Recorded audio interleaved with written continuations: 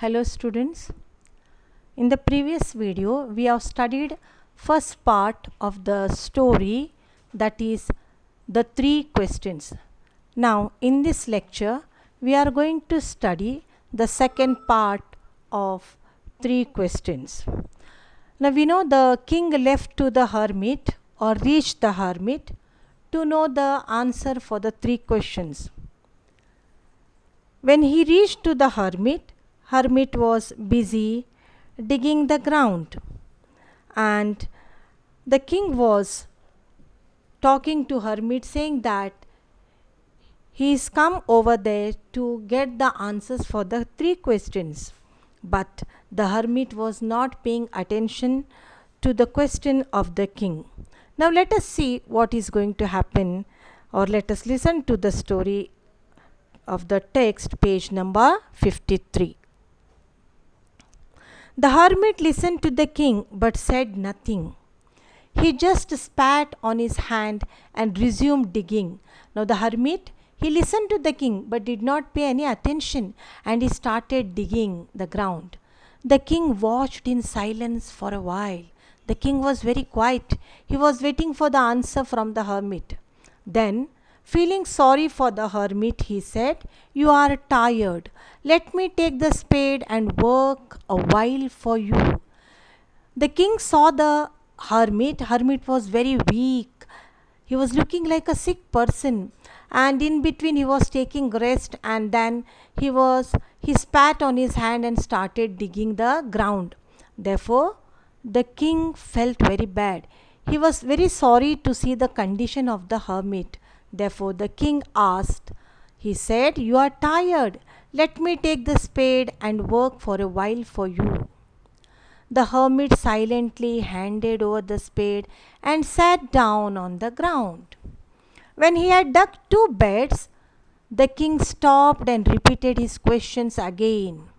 Now the hermit handed over the spade to the king, and he went and sat on the ground.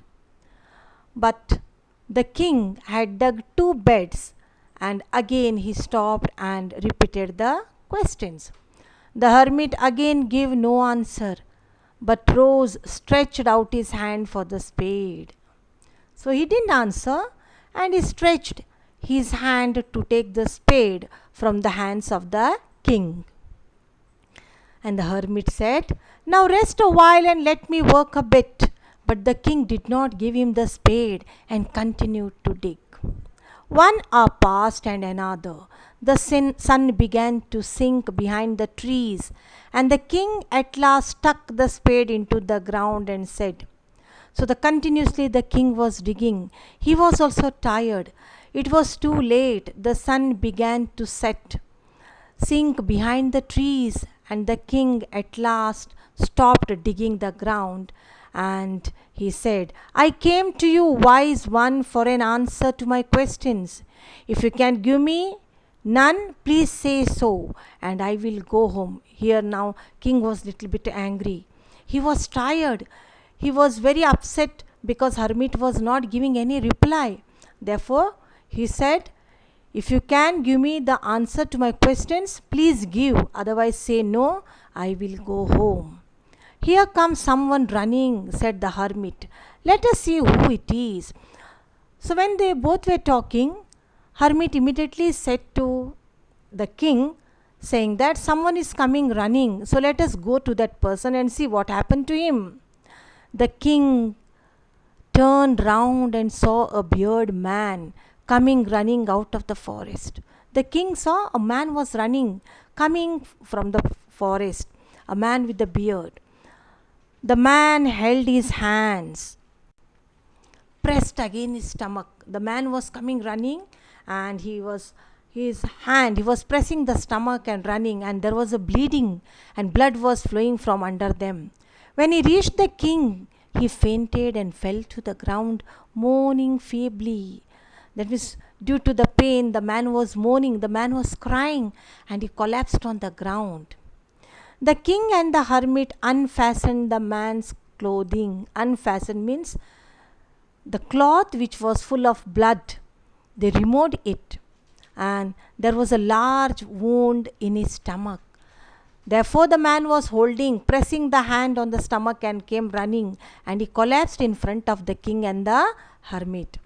The king and the hermit unfastened the man's clothing, and they found a large wound in his stomach. The king washed it as well as he could and bandaged it with his handkerchief. Now, for a while, the king forgot his designation, his post, thinking that he was the king, but he showed the humanism to the wounded person. The king washed the wound in his stomach, and he cleaned with his handkerchief and a towel what was the hermit had. But the blood would not stop flowing. There was a continuous flow of blood. And the king again and again removed the bandage, soaked with warm blood, and washed and re-bandaged the wound. Poor thing, the king was trying to clean the blood. Still there was a flow, and he re-bandaged again and again the wound. When at last the blood stopped flowing, the man revived and asked for something to drink. The man, again, he was in the conscious. He asked to drink something. So the king brought some fresh water and gave to the wounded person. Meanwhile, the sun had set and it had become very cool. So the king, with the hermit's help, carried the wounded man into the hut. Now the person was little bit okay. There was no flowing of blood.